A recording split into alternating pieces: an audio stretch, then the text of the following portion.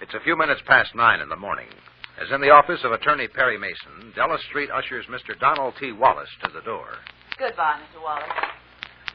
Oh, Gertie, get Lieutenant Donald Halverson, Police Headquarters, Auto Theft Division. Yes, I'll wait. Harry, I didn't want to say anything while Mr. Wallace was here. You calling Lieutenant Halverson? Oh. Say hello for me. Oh, hello, Don. Perry Mason. Yes, I'm going ahead. Wallace was just here.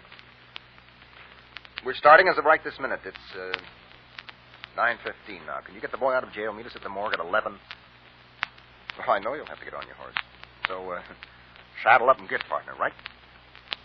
You didn't say hello for me. Well, say hello yourself when we meet them. Yes, sir. Do you mind telling me something? Did you have to return Mr. Wallace's check? It wasn't Mr. Wallace's check. Okay, Counselor, to be very specific, the check given you by the group of insurance companies by Mr. Donald T. Wallace, their spokesman. Well, now, that is a good, specific question. Isn't it? Yes. Well, I'll give you a good, specific answer. Yes, I had to give it back. Well, that's a good, specific answer, but I don't see why. Della, returning a check for $50,000 made an impression on you. Frankly, it did. Okay. It'll also make an impression on that group of insurance men. All of them. And all of them except Mr. Wallace must think that I'm not going to work for them. I returned the check to convince them. Okay? Yes, Perry, only you will have to finance the investigation. Mm-hmm. And I'll collect later. Besides, expenses shouldn't exceed $1.98 to begin with. What? Well, unless we can make Francis Riley talk, I won't have a thing to start on. If I make him talk, if he gives us a lead to the stolen car syndicate, I'll take up the matter of financing with Mr. Wallace. Now, does that make you feel better? Much. I'm glad. Uh-oh.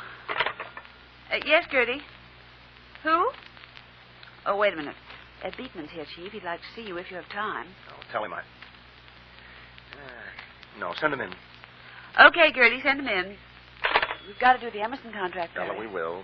I don't think Ed would barge in if it weren't important. Hello, Mr. Mason. Mr. Street. Hello, Ed. Sit down. No, thanks, Mr. Mason. You're busy, and I won't take long.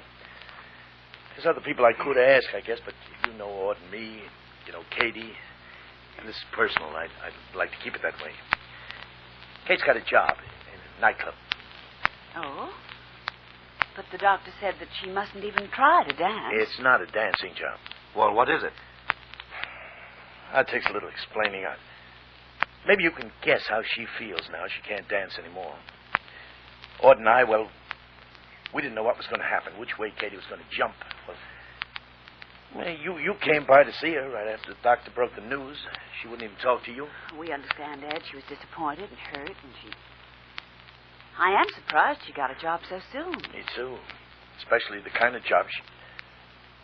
You know what that kid wants to do?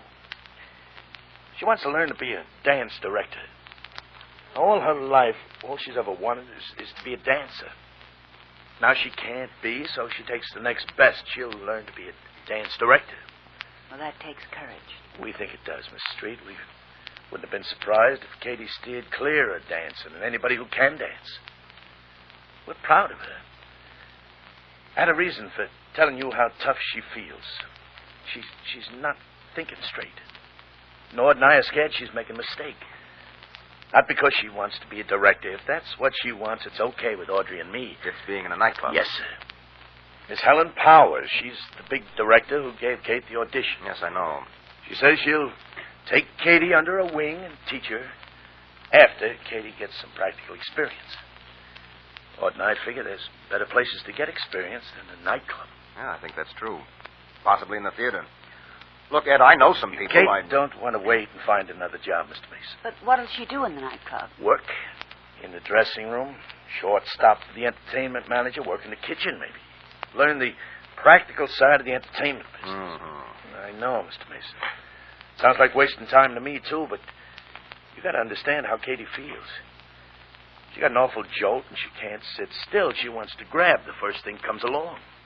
I talked to her, so did Ord. We can't change her mind. Well, are you going to let her take the job? We gave her permission. It was either that or come out flat-footed and tell her she couldn't do it. Kate's almost 20. She's a lot like her mother. I learned a long time ago not to tell Ord she can't do something. Mm-hmm. So? Miss Powers says the club is okay. Miss Powers ought to know, but... You see, I don't know Miss Powers. Now, I can't go look the place over. I'm on parole, but I was thinking, well, people like you take in a club now and then. Ord saw an item in the paper about you this morning. In other words, you'd like me to look it over. When you have a chance. And if you will. All right. But, Ed, the most I could give you is an opinion. I'm not asking you to take any responsibility. Just look it over.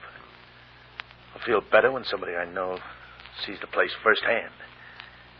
And, Mr. Mason, if it don't look right to you, you tell me, huh? All right. Well, the place hasn't opened yet.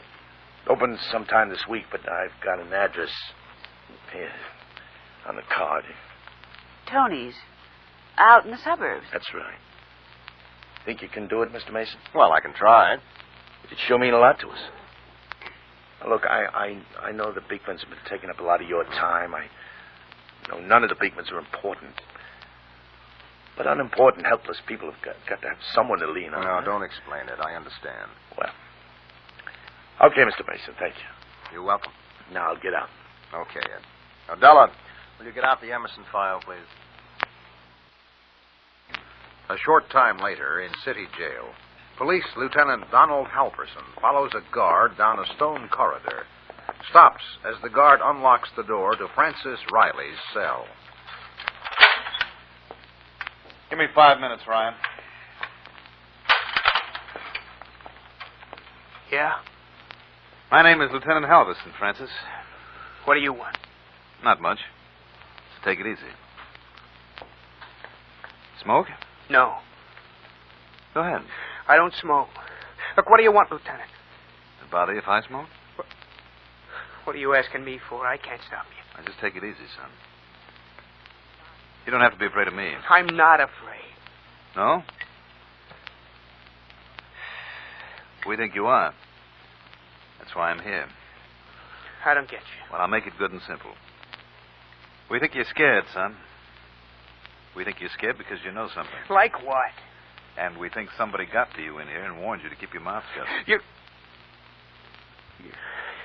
You can think what you want, Lieutenant. In other words, we're wrong. Is that it? Yes, sir. Then you've got nothing to be afraid of. And, you won't mind taking a trip. Sir? You and I. I'm going to take you out for a while. Why? Oh, to show you something. Where? The morgue. Why take me to a morgue? You scared? I told you, Lieutenant, I'm not scared. What have I got to be scared of? You tell me. I'll call Ryan. Do I have to? Look, I talked to a lawyer, 2 lawyers. One of them was Perry Mason? Yes, sir. Mr. Mason said I don't have to see anybody I don't want. Mr. Mason wants you to go with me. Why? Because he thinks you know something that you're scared to tell. Now, let's go, kid. No. You like it better if Mr. Mason asks you personally? It wouldn't make any difference, Lieutenant. I'm not going out. That's where you're wrong. Mr. Mason told me All right, now I'm telling you. There are some things you can't be made to do and some things you can. Now, I can make you go with me. But, now, just let me explain it. I can go to court and get an order, then come back here and get you. I'll do that if I have to. But Mr. Mason asked me to make this clear. You know what I'd have to tell the man at the court? I'd have to say that I want to take Francis Riley out of jail to show him some things, and the man would say, why? And I'd have to tell the man, well, sir, I think Riley is withholding evidence. He'd let me take you out of jail, but it'd be wide open. Mr. Mason says to tell you the guys you're scared of might hear about it. He says the best thing for you is to come along with me willingly. Now, do you think Mason's a square shooter? Yeah. Look at me, son. You believe I've given you the straight goods?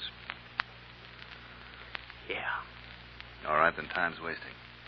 We'll pick up your hat and coat downstairs. Okay, Ryan, let us out.